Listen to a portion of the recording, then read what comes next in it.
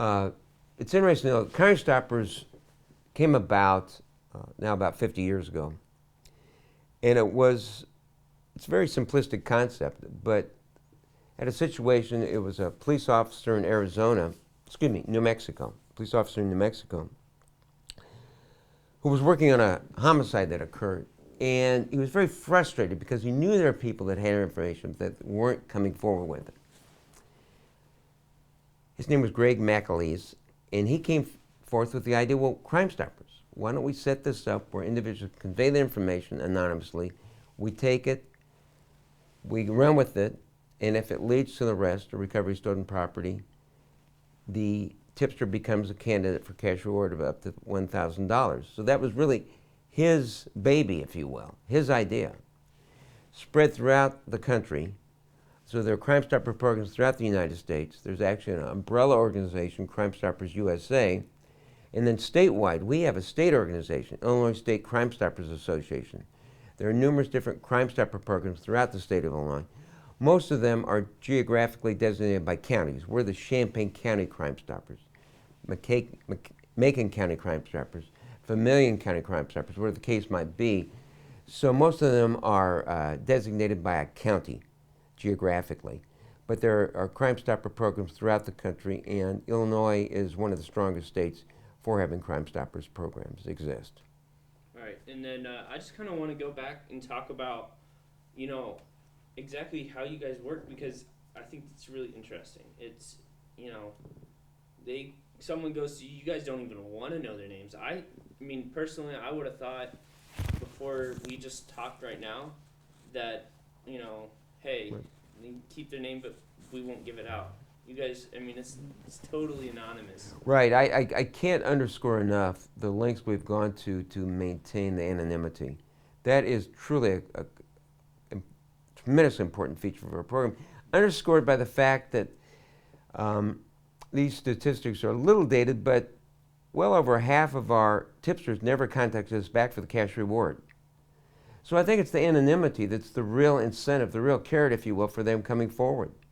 That is very, very much a concern. And again, we've mentioned that whatever the case might be, fear of criminal retaliation for coming forward with this, not wanting their name in the media, not wanting to have to testify in court, whatever the hesitation may be for coming forward, we exist to take that information.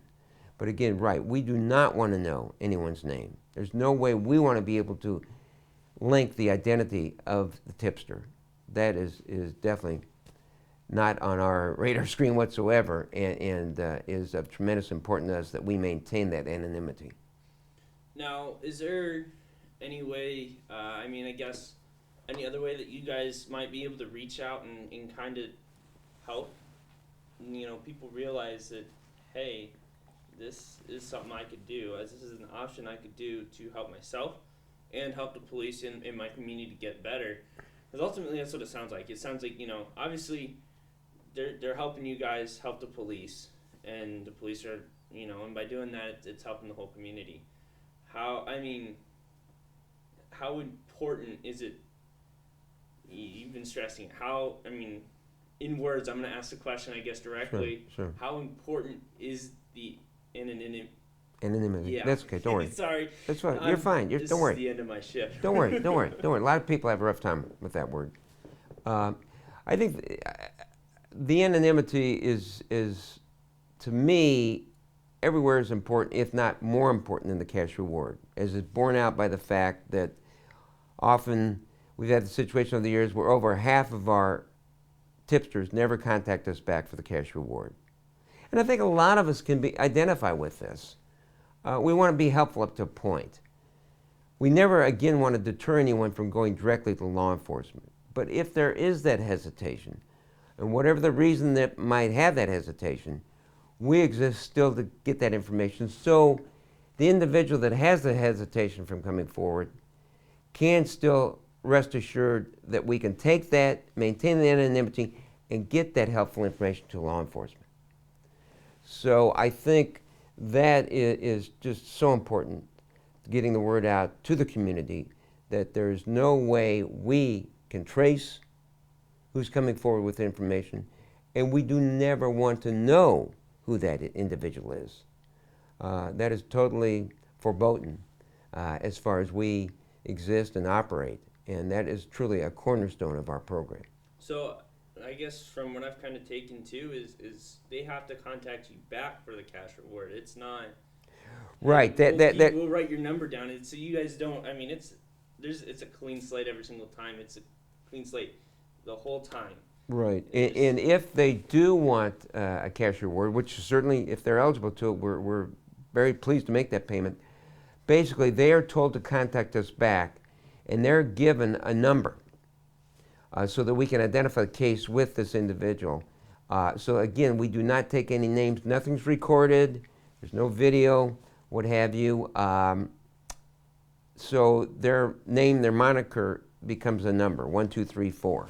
And you're told to call back every couple weeks to find out the status of your case if you want to know. And the way you identify yourself is, this is tipster 1, 2, 3, 4. I'd like to know the status of my case. And again, totally anonymous. There's no way we can do any tracing, no caller ID, nothing of that nature. And then the actual award payments are done in a very similar fashion. Nothing is recorded, no names are taken. It's done in a very private situation to maintain the anonymity again. Almost secretive, kind of. It is. I really cannot disclose much about it because the way we've set it up, and we want to maintain that protection for anyone coming forward with information. But again, with the escalation in crimes, particularly gun-related crimes, we are really trying to be proactive, and that's why we initiated our illegal gun bounty reward program, where again, if the information leads to arrest of an individual involved in using an illegal weapon in the commission of a felony crime, the tipster automatically gets $1,000. Again, it's not from 1 to 1,000, it's $1,000 payment. Because we're really concerned, as I think all community members are, with the recent escalation in gun-related crimes in Champaign County. And we want to be involved in the resolution of that and addressing that in a forthright fashion. Yeah, I mean, obviously that's a big issue right now. Well, tremendously. Yeah. Yeah. I mean, really, at least in our viewing area, I mean, you got the 3 big cities. You got Springfield, Decatur, and Champaign. Decatur's, I mean, obviously, has usually been kind of bad and stuff like that, but I haven't really been here long enough to know a whole lot about Springfield because I'm mostly Champaign. Sure. Sometimes Decatur. Right. Well, as I said also, in past times, 10, 15 years ago, crimes would occur, violent crimes, but were often confined to particular areas of the community, and usually at the nighttime or very early morning, the 2 a.m., 3 a.m., what have you. And as we've seen over the past 3 to 4 years, that is no longer the case. And it can happen anywhere in the community at any time, not just 2 a.m., 2 p.m., whatever. A recent homicide occurred at 5 p.m. Out near Parkland College. Something would have been unheard of, I think, probably 5, 10 years ago. Unfortunately, this is becoming more common, and it's not getting better, it's getting worse. And so I think we really need to take a strong stand to try to reduce this, to eliminate as much as possible, and to confront it. Because the safety of our community is at jeopardy in light of what's transpiring.